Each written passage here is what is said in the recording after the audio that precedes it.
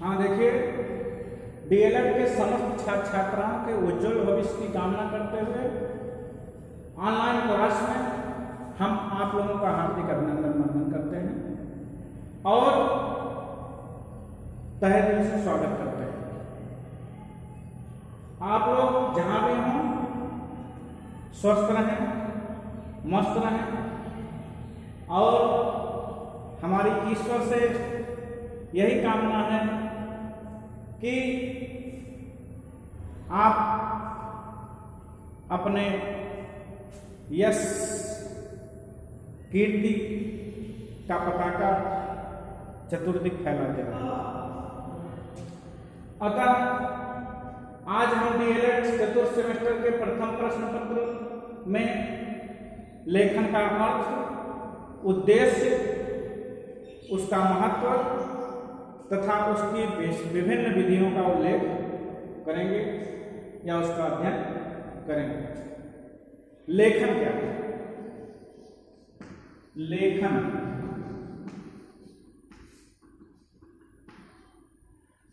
लेखन क्या है? सामान्य रूप से लिख करके विचारों की अभिव्यक्ति करना ही लेखन का कौशल कहलाता है। सामान्य रूप से लिख करके विचारों की अभिव्यक्ति करना ही लेखन कौशल कहलाता है। खास करके भाषा को जब हम ध्वनियों और प्रतीकों के साथ व्यक्त करते हैं और उन्हें लिपिबद्ध करके भाषा को स्थायित्व प्रदान करते हैं तो लेखन कहलाता है।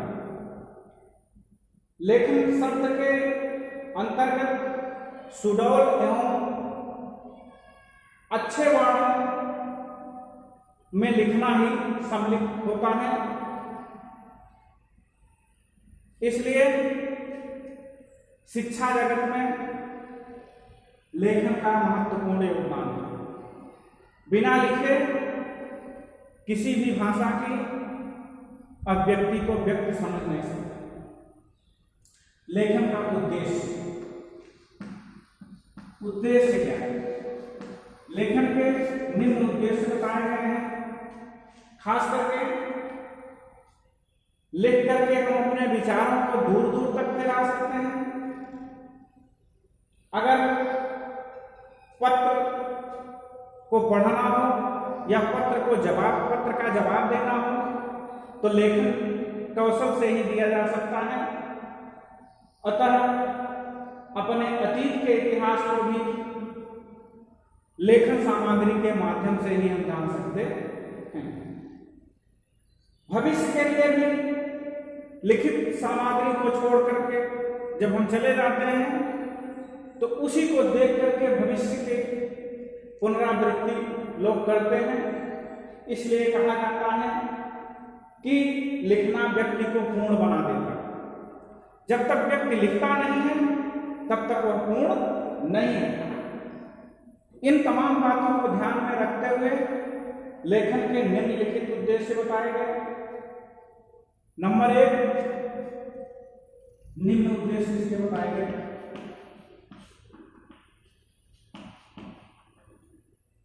पहला क्या है? सबसे बड़ा उद्देश्य इसका है पत्राचार की योग्यता विकसित करना। क्या? पत्राचार की योग्यता विकसित करना।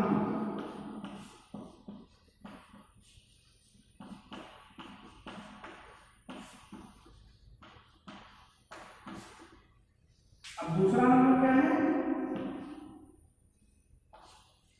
दूसरा नंबर यह है कि अपनी सभ्यता संस्कृति से परिचित होना या अपनी सभ्यता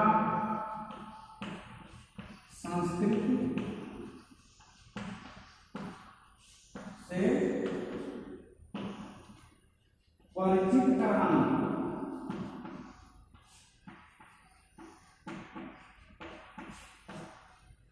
नंबर 3, महत्वपूर्ण उद्देश्यों में जो चीजें हैं वो आपके सामने हैं। सामाजिक संपर्क बनाने की योग्यता, सामाजिक संपर्क बनाने की योग्यता विकसित करना।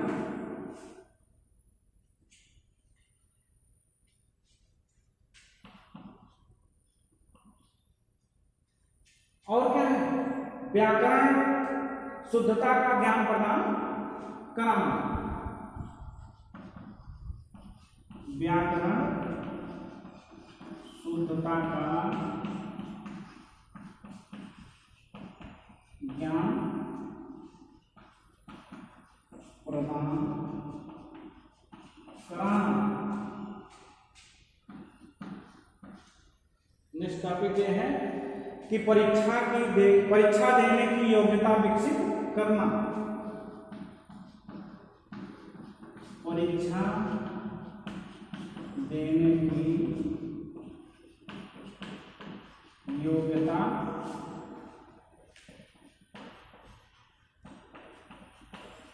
विकसित करना।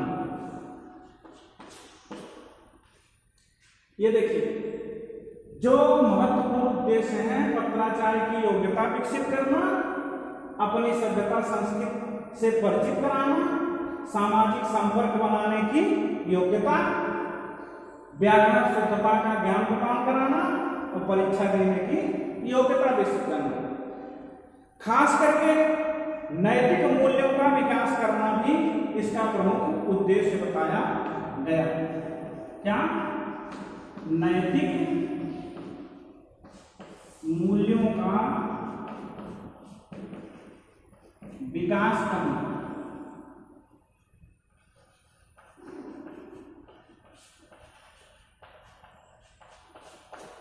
ये थे लेखन के प्रमुख उद्देश्य। अब हम इसके महत्व की चर्चा करते हैं। इसका महत्व क्या है?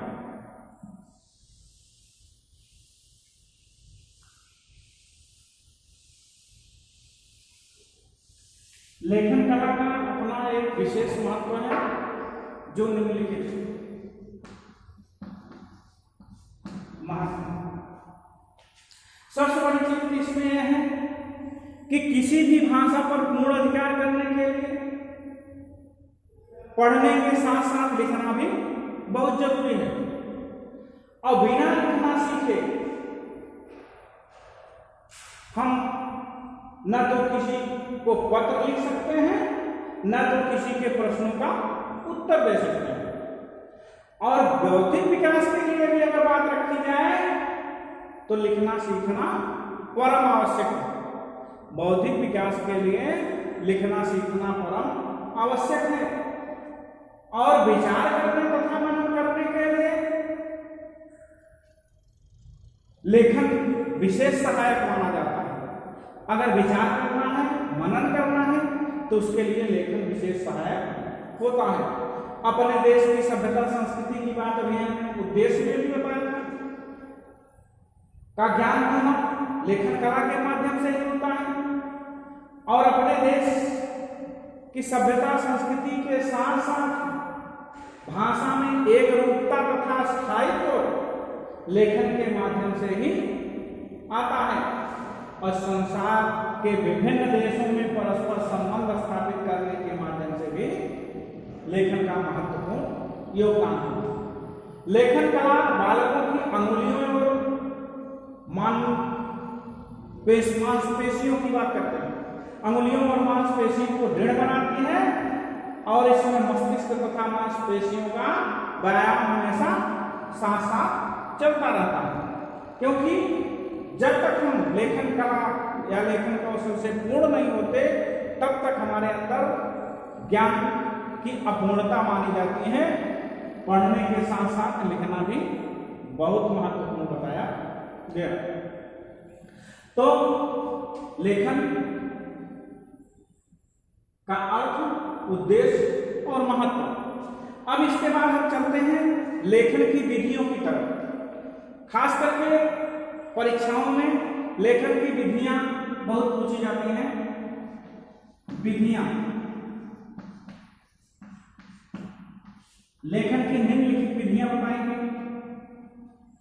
नंबर 1,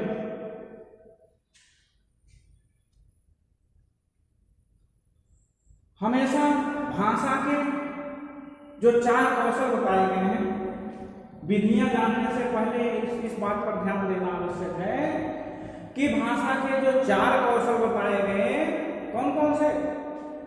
सुनना, बोलना, पढ़ना, लिखना। क्या क्या? सुनना, बोलना, पढ़ना, लिखना।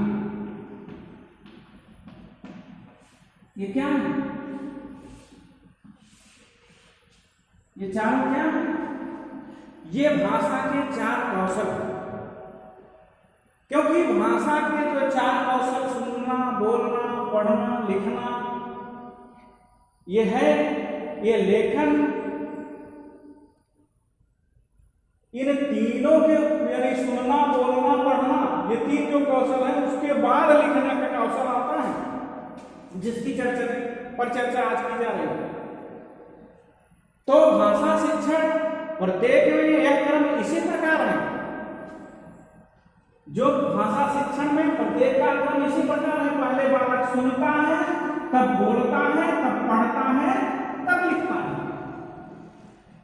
अगर कोई पूछे कि पहले पढ़ना कि लिखना, तो भाषा कौशल के द्वारा अगर पूछा जा रहा है तो क्रम यही है, सुनना, बोलना, पढ़ना और लिखना।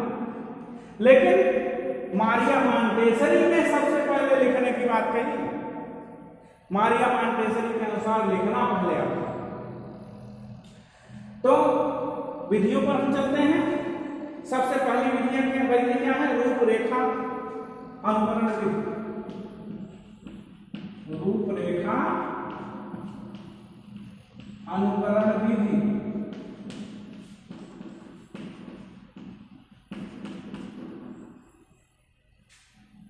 रूपरेखा अनुकरण विधि क्या है? इस विधि में अध्यापक अभ्यास पुस्तिका या ब्लैक बोर्ड यानी श्यामपट्ट में चाक या पेंसिल के माध्यम से जो शब्द या वाक्य लिखता है और छात्रों को आदेश देता है कि पेंसिल या चाक से उसी पर उसकी पुनरावृत्ति करे, यानी चाक फेरे। अभ्यास करते करते वह वर्णों को लिखना सीख जाता है, अर्थात वह अनुकरण करता है। जैसे अगर बताया जाए कि का, तो अध्यापक तो ब्लैक बोर्ड पे यानी श्यामपट्ट पर कर लिख दिया। अब बच्चे को चार्ट दिया गया और बोला गया जैसे लिखा है उसी पे उसकी पुनरावृत्ति करे, अनुकरण करे, उसका दोहराए। तो इसी पर बार बार दोहराने की प्रक्रिया अध्यापक द्वारा श्यामपट्ट पर लिखे गए शब्दों या वर्णों पर बच्चों को हाथ फेरने या उसकी पुनरावृत्ति करने का संकेत दिया जाता है। वही रूपरेखा या अनुकरण विधि कहलाती है। और दूसरा है स्वतंत्र अनुकरण विधि। क्या है?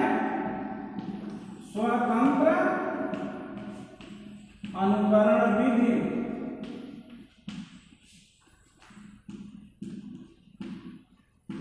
स्वतंत्र अनुकरण विधि में क्या होता है? स्वतंत्र अनुकरण विधि में हमेशा अध्यापक श्यामपट्ट या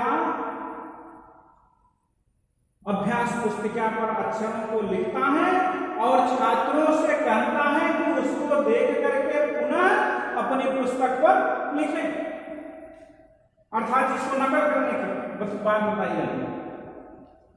इसमें अध्यापक ब्लैक बोर्ड यानी श्यामपट्ट या अभ्यास पुस्तिका पे जो कुछ भी लिख देगा उसके नीचे लाइन लिख रहेगी और वह बोलेगा कि ये चीज जो हमने लिखा है वही आप देख करके नीचे लिखिए, न कि उस पे ही हाथ फेरिए। तो अनुकरण रूपरेखा और स्वतंत्र अनुकरण में, रूपरेखा अनुकरण में और स्वतंत्र अनुकरण में इतना अंतर आपको समझ में आया कि अध्यापक और जो लिख देता है छात्र उसी को हाथ देता है या चाक या पेंसिल से उसको दोहराता है, लेकिन स्वतंत्र उपकरण में जो अध्यापक अपने अभ्यास पुस्तिका या श्यामपट्ट पर लिखा होता है उसको देख करके पुनः नीचे की लाइन में उसको लिखना होता है। अब तीसरा है मॉन्टेसरी विधि। क्या है? मॉन्टेसरी विधि। मॉन्टेसरी विधि क्या है? मॉन्टेसरी विधि में हमेशा यह बताया गया कि लिखने के लिए आंख, कान,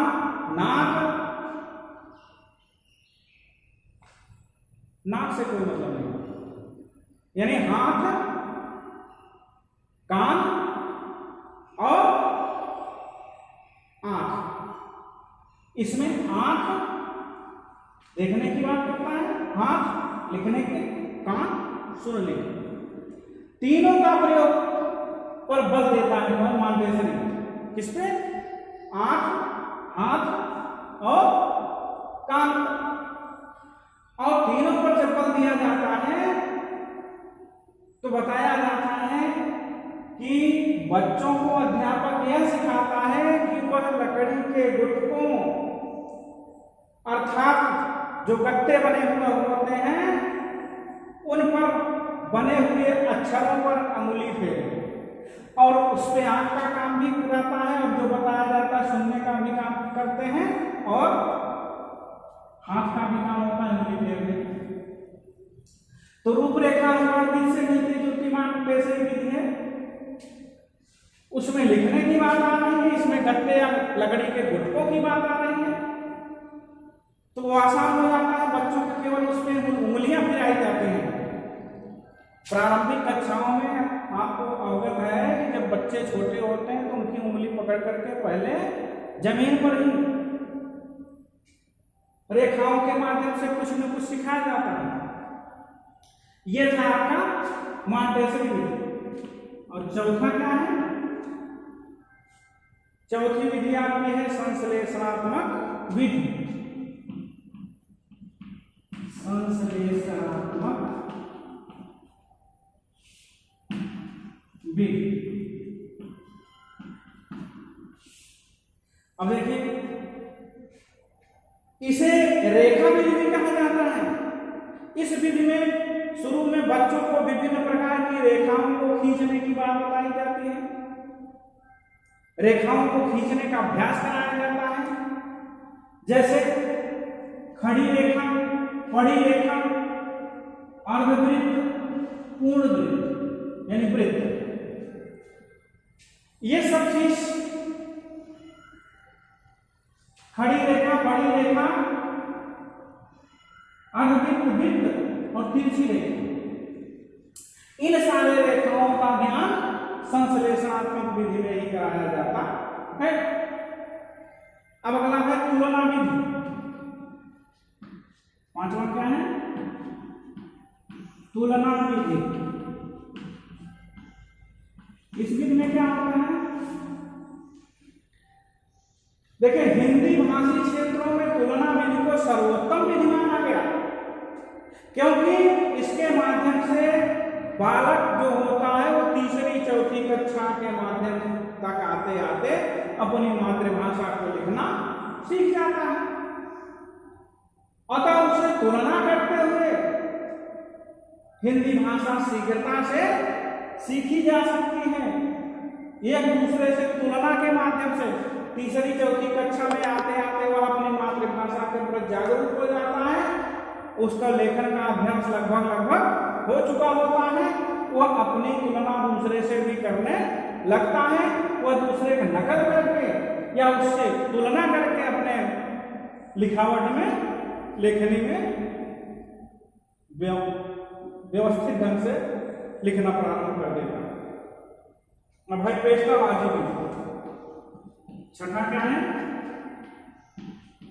पेशका लाजी विधि।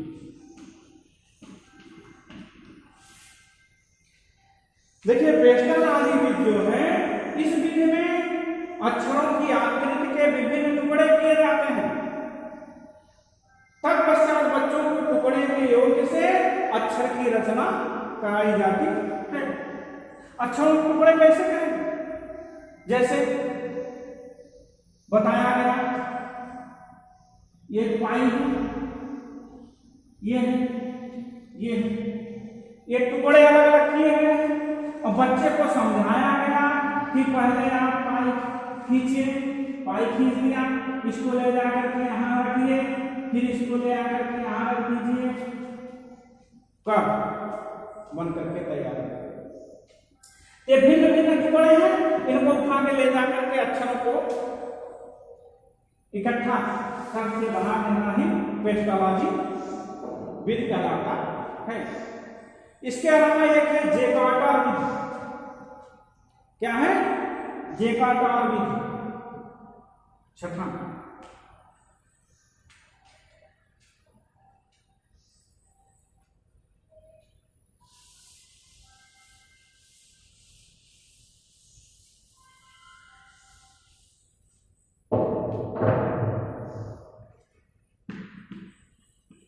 जेकार्टर विधि।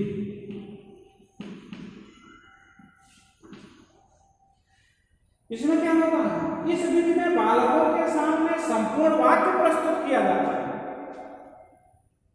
एग्जाम्पल के लिए आलेख जैसे बोला जाता है, तो जेकार्टर विधि में बालकों के समक्ष क्या किया जाता है? संपूर्ण वाक्य प्रस्तुत कर दिया जाता है और बालक उसको अनुसरण करते हुए एक एक वाक्य लिखना प्रारंभ करता है, अर्थात एक एक शब्द, वाक्यों का एक एक शब्द लिखता है। जैसे आलेख में बोल दिया गया कि राम घर जाता है, तो राम घर जाता है ये वाक्य हो गया, और बच्चा पहले राम लिखेगा, तब घर लिखेगा, फिर जाता है लिखता है। यानी ये जो कुछ बात बताई गई या लिखने का जो कौशल है, इसका अलग अलग है। कभी कभी राम जाता है लिख देता है, घर छोड़ देता है, क्योंकि जेकार्टर विधि में वो मन स्थिति को जानना चाहता है बालक को कि वह जो वाक्य बोला जा रहा है पूरा वाक्य उसके मन में आता है कि नहीं, कुछ छोड़ देता है, कहीं गलतियां कर जाता है। तो पूरा वाक्यांश बोलने के बाद एक एक शब्द जब बालक लिखता है तो उसे जेकार्टर विधि कहते हैं। तो आपका ये जो लेखन था, लेखन का अर्थ, उद्देश्य, महत्व और उसकी विधियां बताई गई। अब इससे संबंधित आपको जो प्रश्न संस्था को भेजना है, उत्तर प्रश्न का, तो क्या है? प्रश्न का उत्तर आप भेजेंगे। सबसे पहले तो आप लेखन के दो उद्देश्य, लेखन के दो उद्देश्य, फिर लेखन के दो महत्व, फिर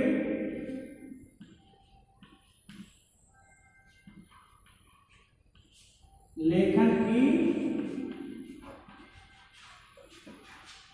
प्रमुख विधियों के नाम।